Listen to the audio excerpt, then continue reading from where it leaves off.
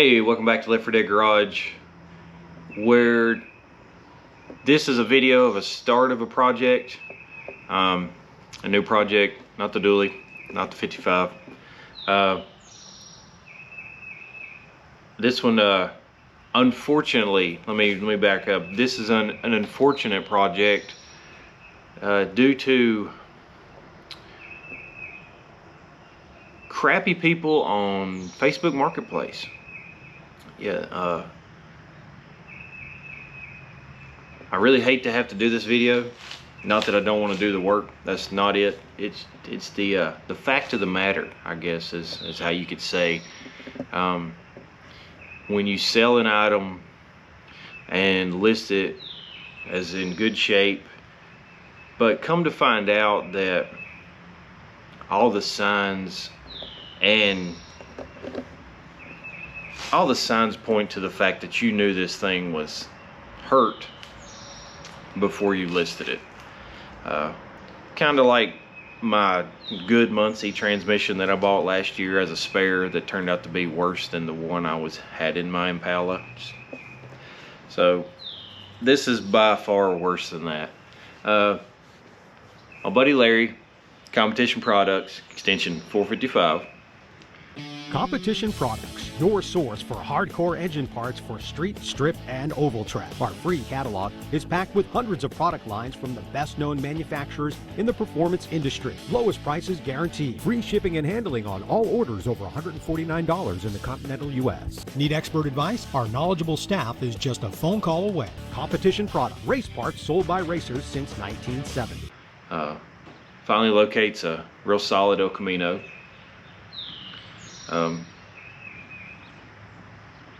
Down in South Carolina, 2.5-ish, maybe 3 hours away. I can't remember where in South Carolina. But we'll say a man named Gary. We'll call him Gary. Had it listed. I don't know what the purchase price was, but with how things are today, I know it wasn't a $2,500 car. So Gary lists a 82, I believe, El Camino, and bought it in 85. So it's a 2-owner car, 3-owner now. So he's had it a while. He's had it long enough to know.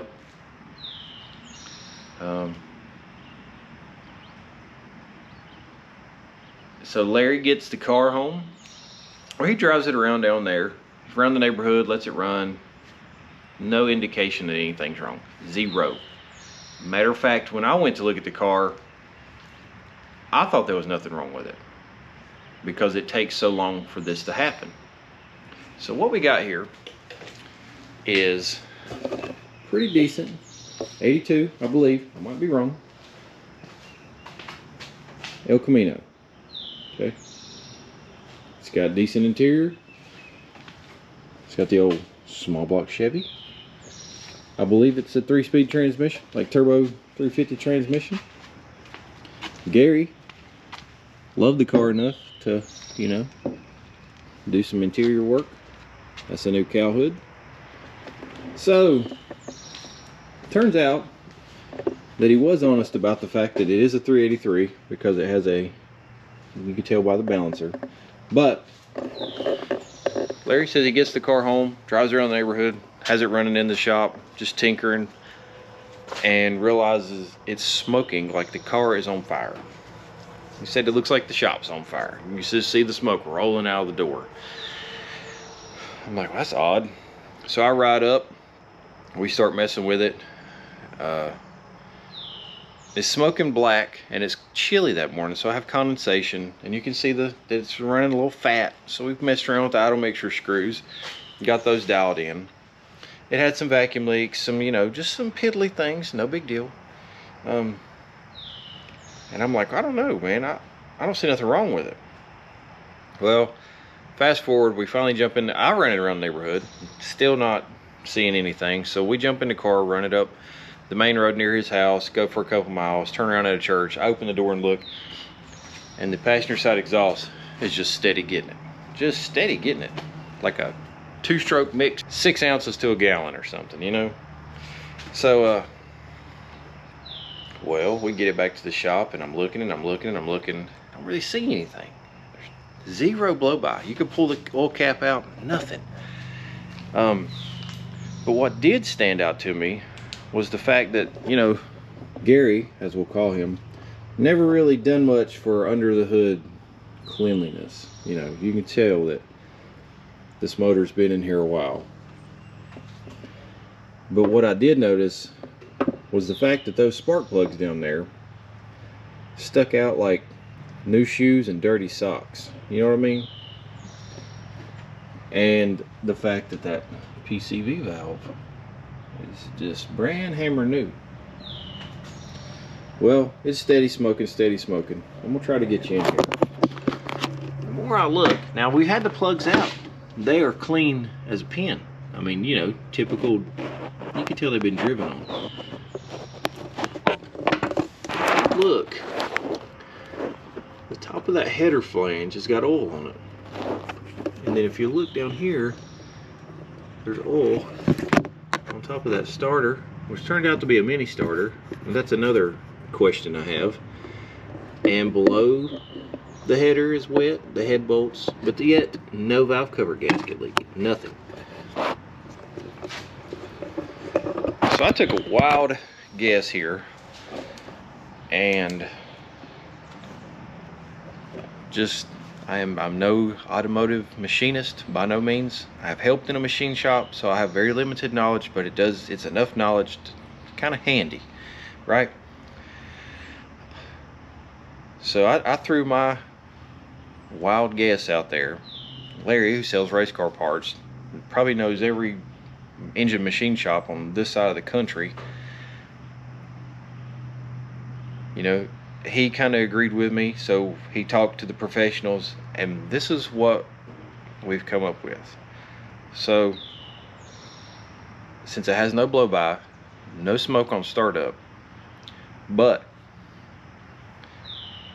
if the guide is just slap worn out in this thing and it is pulling oil down the guide into the exhaust system enough to where that header's wet, it's wet below the header, and it's pulling oil into the exhaust, it's not going to smoke until the exhaust system gets hot enough to burn it.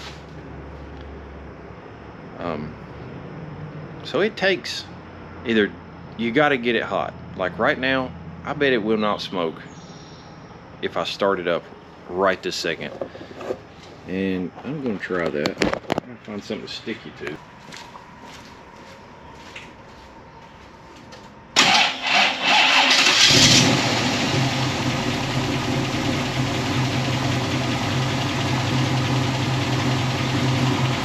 Now, if it did smoke, it did before I got over here, and it wasn't enough to be lingering by the time I walked around the car.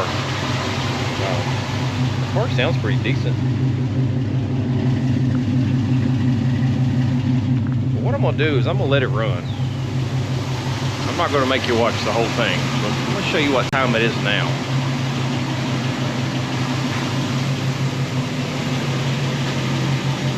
$8:55.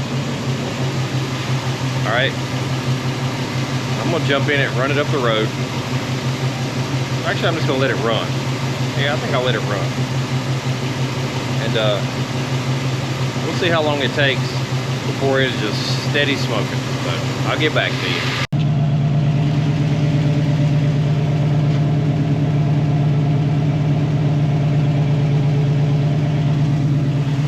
Now I had to idle it up a little bit, get some heat in there, but yeah, it just steady gets worse the hotter the exhaust gets. No blow by, no nothing.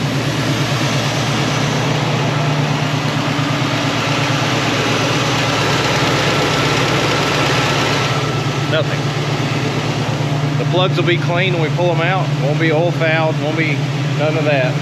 But when I do get these cylinder heads off, we will pop a valve spring out of there and see how that valve feels in the guide. Yep, still steady smoking.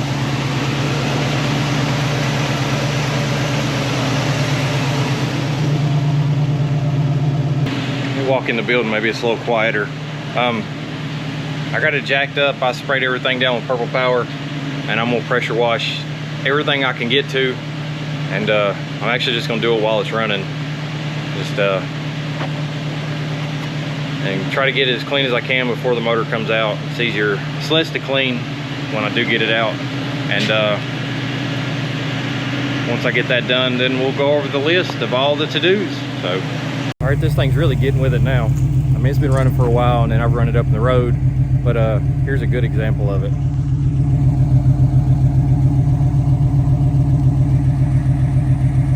You can see it like just filling the yard, just steady getting it.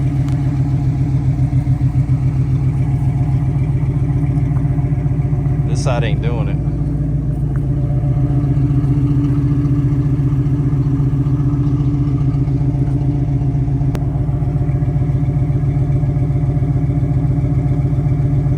Tell me that man didn't know this.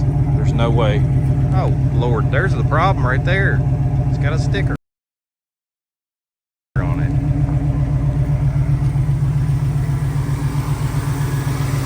Yeah, no blow by.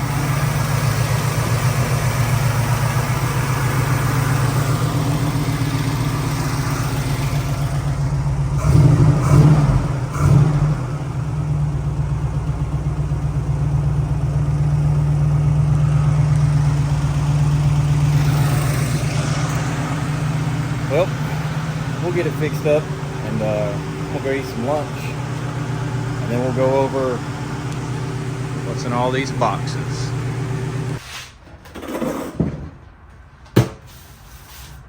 El Camino parts pile. I have a new aluminum Champion radiator. Pretty sure it's Champion.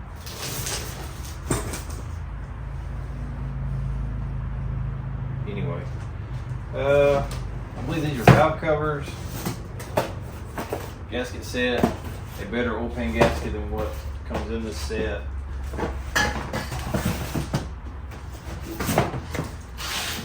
Heater hoses, paint, what is this? New water neck, oil filter, AC stuff. I have no idea what this is. Air filter. I don't know what this is either. What are these? Kind of heavy.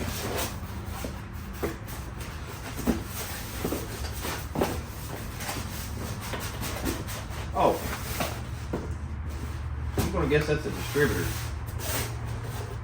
Yeah, I feel the gear. Yeah, that's a new distributor.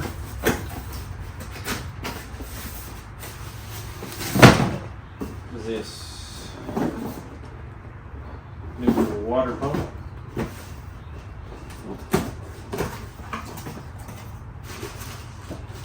New water pump bolts. Falling out the bottom. Fresh one-wire alternator. A new mini starter.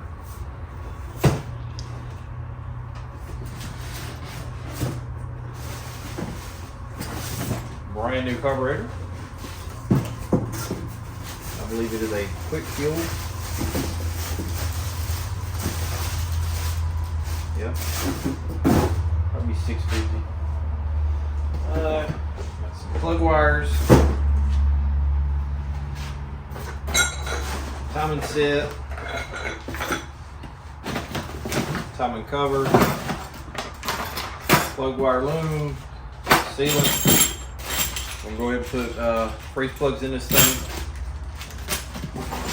Manifold bolts.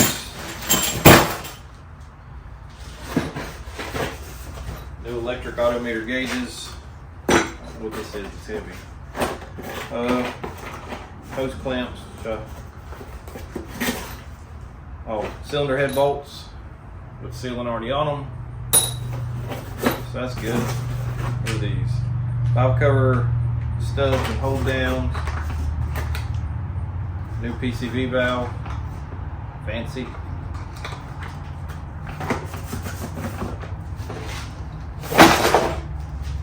And taking the headers off because they suck. And he scored a pretty good set of factory manifolds to put back on it. There's a guy up the road from me. It's called Sundale something. Sundell Automotive.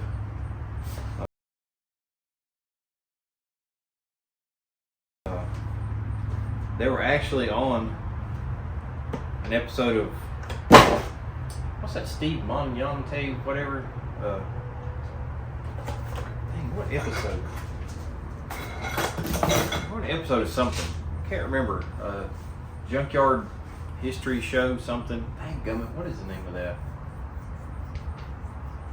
Anyway, I'll find it. And but they got a bunch of stuff. Chevelle Nova, G-Body. They have some Impala stuff too. Matter of fact, I probably need to call up there. They may have a wiper motor for our jump.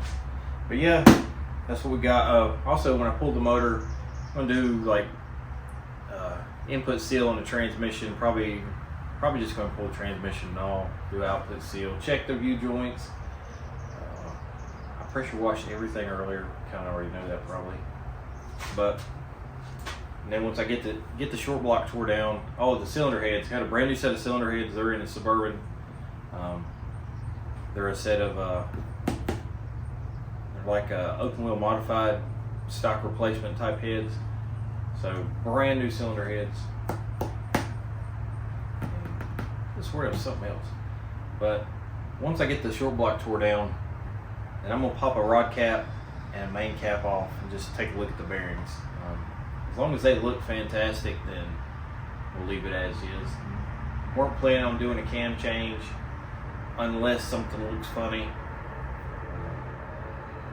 So as long as the bearings look good, and I'm gonna take the lifters out and keep them in order. I've got a lifter tray that's numbered in there. Just clean everything up and reseal the motor, put new cylinder heads on it, put it back in the car. Hopefully everything goes smooth and it'll be a very trustworthy ride, because I like to see about it, some cruise ins, and like to see this car out and about. Oh, fixing the AC too, that's another big thing. But it's a new project to the channel, just kind of introducing it. Next video, I'll be pulling its guts out. So unfortunately, this is where we're at because of someone selling something very shady. Another couple of little details about this that is, Larry had scheduled a week before to go down and look at this car. Well, that guy also scheduled someone else the same day, the same time, to look at the car. Each party drove 2.5 to 3 hours to look at this thing. Larry just happened to get there a little earlier, and I guess be the lucky one to buy the car. Well, that's pretty messed up, especially when you got somebody driving that far. I mean, I know it could be a hassle to sell stuff on Marketplace with tire kickers and this, that, and the other, but if you're going to do it that way, you need to do, it needs to be, the parties coming to look at the car need to know there's someone else coming today too. And also, when Larry paid for the car, the man just retreated to the house, like just flat disappeared. And as he's strapping the car down, that's when the other folks showed up, and they were none too happy to see the car they drove several hours to look at being strapped down to a trailer in front of them. So, if you're in the South Carolina area, and I know the location, I won't disclose it, and you're buying something from an older fella named Gary, you might want to look in his sale history and see if that car looks familiar. Because I just looked, the car's still listed, but it says sold. Alright, well, I'm going to get this stuff stored away in a safe spot in the Connex, roll the car in, or we'll jump right into jack stands and pulling his guts out. Thanks for watching Late for Dead Garage. We'll see you on the next one.